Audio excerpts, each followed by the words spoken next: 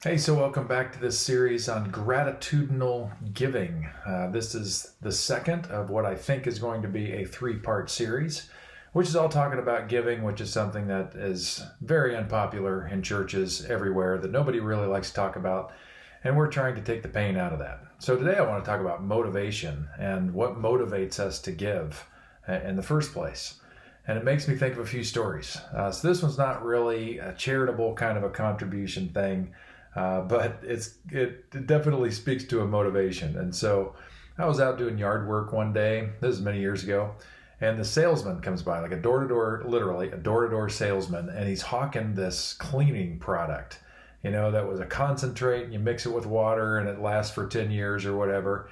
And it was super organic, and usually I don't have any problem blowing people off. And although I used to be in sales, so I get suckered pretty easy to sales because I kind of enjoy it.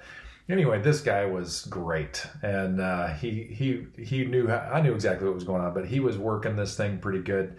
He was spot cleaning my car, with his super cleaner and telling me how awesome it was. He was cleaning his shoes, he was cleaning my shoes, he was cleaning a shovel, all kinds of things. And then, to kind of top it all off, he talks about how it was organic. And you can even drink the stuff. And I'm like, what? No, you can't drink the stuff. And he says, yeah, huh? And he takes the spray bottle and he squirts it into his mouth. And at that point, I was like, dude, I'm going to buy some of this stuff just so you don't kill yourself, trying to drink too much of this. And so $20 later, I was cleaning my counters inside with this new organic super duper cleaner.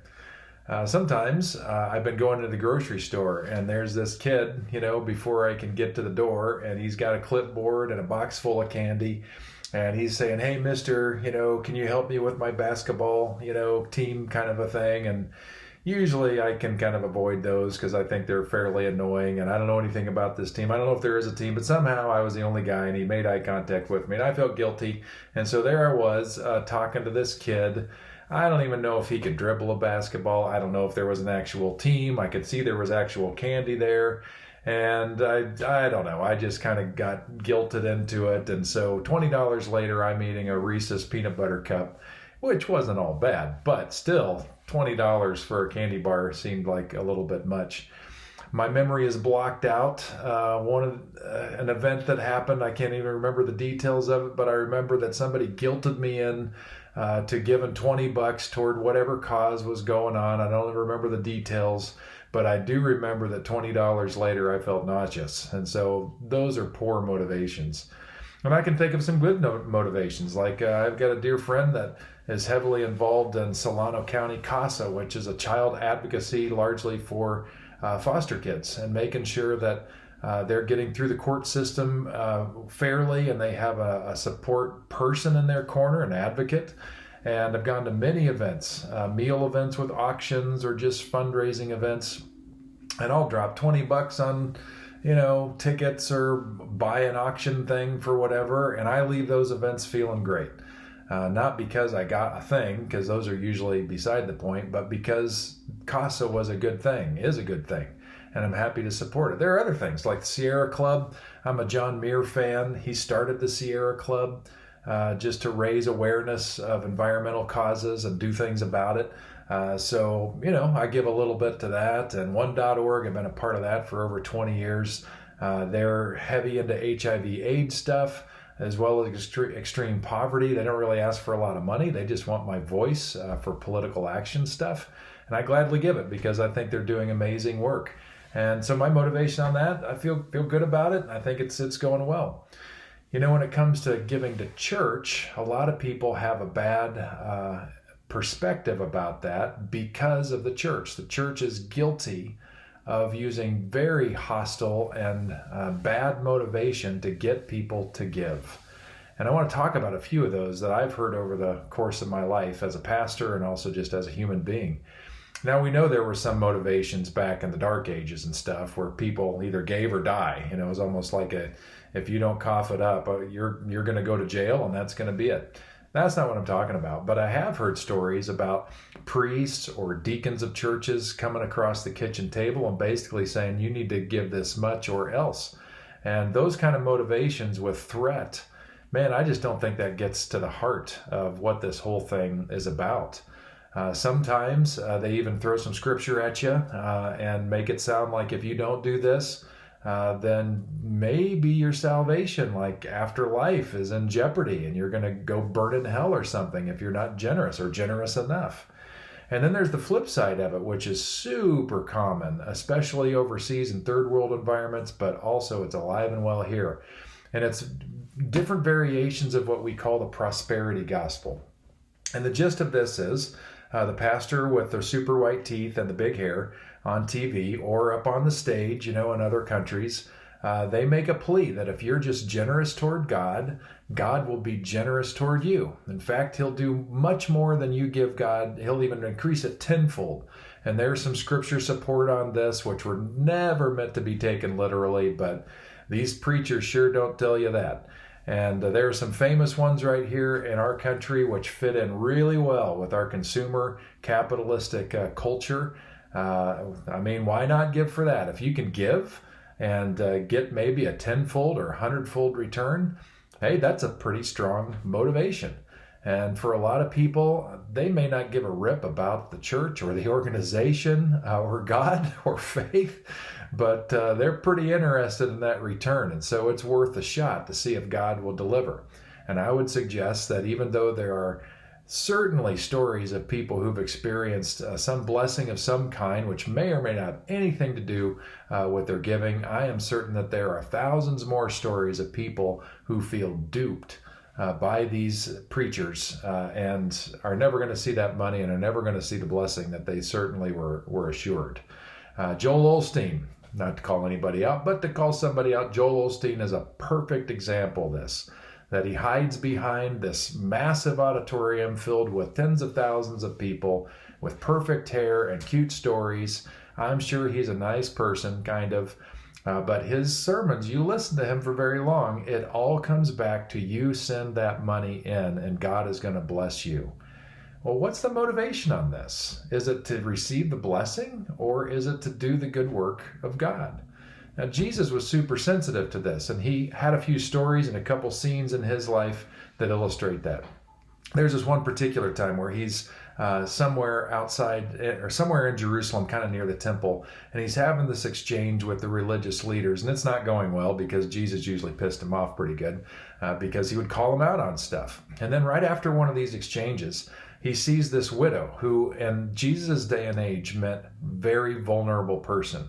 She no longer had a husband to look after her, and we can assume, based on the setting, that she also probably didn't have an older son to look after as well. So she is completely alone in the world. She doesn't have very many rights. And here she goes up to make her offering, and all she has left to her name is the equivalent of about 2 cents. And she drops it into the offering plate.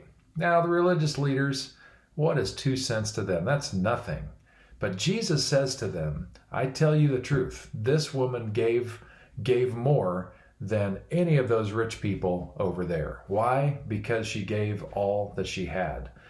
Now, there's a problem when this is often talked about in churches, and that is that we often so celebrate the generosity and the faithfulness and what Jesus said of glowing terms about her, that we naturally assume that must mean that Jesus is saying that's what we should do, is give our last 2 cents to God. And there's certainly this being completely sold out to God. I'm all for that. But we need to recognize the context here, that Jesus, while he's commending her faithfulness, it is also a punch in the nose to these religious leaders to say, what are you clowns doing? This woman shouldn't be giving her last 2 cents. To your coffers. That means nothing to you, but it's everything to her. This is an injustice, and I believe that he really did see it as an injustice because this woman had no business giving up her last 2 cents. That could have been spent on something far more than an extra tassel in the religious leaders' robes. So we have that. And then he tells another story, which really gets at the heart of greed and what's behind some dark motivation. And it's a story about a rich man and a poor man named Lazarus. This is a rich and deep story about a very rich dude who is unnamed, that's important, and he's living in his gated community, and right outside his gate is a named character named Lazarus, who's extremely poor, so poor and sick he can barely move. He has dogs licking his wound, which is this picture of utter despair in the ancient world. And the only thing he's living on is whatever literal scraps from the table come through that gate in the form of trash from the rich dude. Well, they die one night, and the craziest thing happens. The rich guy goes to hell, the poor guy goes to heaven. And the final statement is, you did what you did in your own life, and you can't change it now. And you had every opportunity to see the need right in front of you, and you did nothing. And so Lazarus is rewarded with finally being welcomed into the presence of God fully, which he never experienced in his life. And he's taken care of, and things are fine. And this rich dude who didn't give a rip, he's experiencing the opposite. Now, we often get focused on the heaven and hell thing. Wrong place to get focused. What we need to focus on is this reality that the rich guy had plenty of need in front of him and cared more about living inside the gate and enjoying a comfy life than he did helping somebody who really, really needed it. If there's any parable that ever gives you a good picture of what generosity and giving looks like, it's in Jesus' one of his most famous parables, the parable of the Good Samaritan. You know the story. This Jewish guy goes down from Jerusalem to Jericho, which is literally down, and on the way he gets beat up and robbed and left for dead. A religious guy comes along, like a priest. He passes by on the other side, so he doesn't do anything about it. Another religious dude, maybe kind of like what we would call a deacon in the church or an elder in the church, he comes across it, passes by on the other side. Who decides to stop? A Samaritan. Now, for those of you who are new to the story, new to the culture, Samaritans were the most hated group by Jewish people.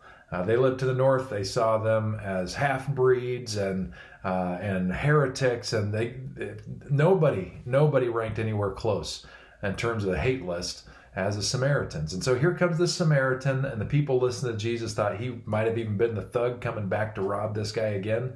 But it's the Samaritan that reaches down, picks the guy up, puts him on his own donkey, takes him into Jericho, puts him up in a hotel, goes to the innkeeper the next day and says, here's plenty of money to take care of this guy until I get back. And if it costs more than that, when I'm done with business, I'll come back and I'll cover the whole thing.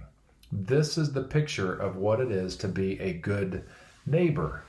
And it happens to be a picture of compassion and great generosity, sacrificial generosity.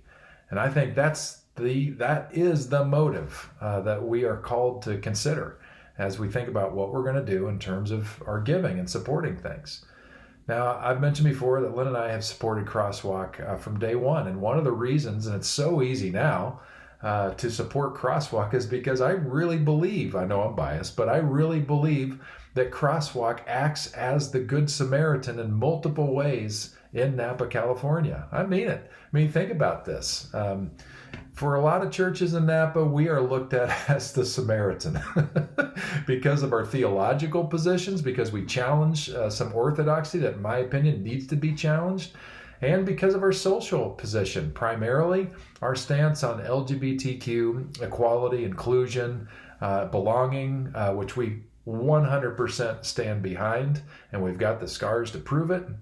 That makes us an outlier, and we are not often talked well of in close company anyway, from those churches and their church leaders. We are looked at as a Samaritan, and yet in our Samaritanness, what are we known for in Napa? We're known for the church that serves the community so well. We're the primary evacuation site for any time Mother Nature calls. We are home for over 40 recovery groups where people struggling in their life who are like the ones who got beaten and robbed by addiction.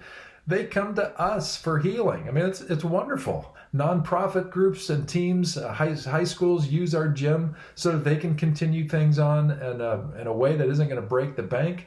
We have affordable space for a preschool so that children can get an education. We're the home for many groups that meet. If it's getting documentation for immigrants, if it's Black History Month, whatever the thing is, man, I mean, Crosswalk is known for being that church that serves. And I'm so proud of that. That makes it so easy to support, because in all of these ways and more, we really are acting as the Good Samaritan. And I feel great about that. And even beyond that, when it comes to beyond the social stuff that we do, theologically, we matter. We are a place of healing and acceptance. There are a growing number of people who are walking away from the faith and churches because they've been wounded, because they've been told they can't ask these questions or they can't believe it any other way. And Crosswalk, because of our theological position, we offer space for questions to be asked, for people's reasonable positions to be embraced and considered, and for all people to be welcome. I mean, it is so easy to support Crosswalk for all those reasons. And when we support it, it's like we are joining hands with that Good Samaritan cause. We become part of it when we support it. So giving sacrificially and generosity, as I've mentioned before, it is by far our number one thing that we support, and it is at a sacrificial level for us. And I want to say to you, whatever level you're able to do, thank you for your support. If it's a one-off thing, just because as a nod, you're like, oh yeah, I can get on board with Crosswalk. I'll chip in $50 or $100 or $1,000, for sure, no problem. And you don't think about us after that? Thank you. If you treat us more like a subscription and you get in that kind of a pattern where it's $20 a month or $50 a month or something like that, man, thank you. It matters. We don't have a ton of supporters, so anything we get really, really matters. And I want to say to some of you who are looking for that cause that would captivate you and maybe generate or woo you toward that kind of a sacrificial generosity, man, at least for me, Crosswalk is a great place to consider for that kind of a gift.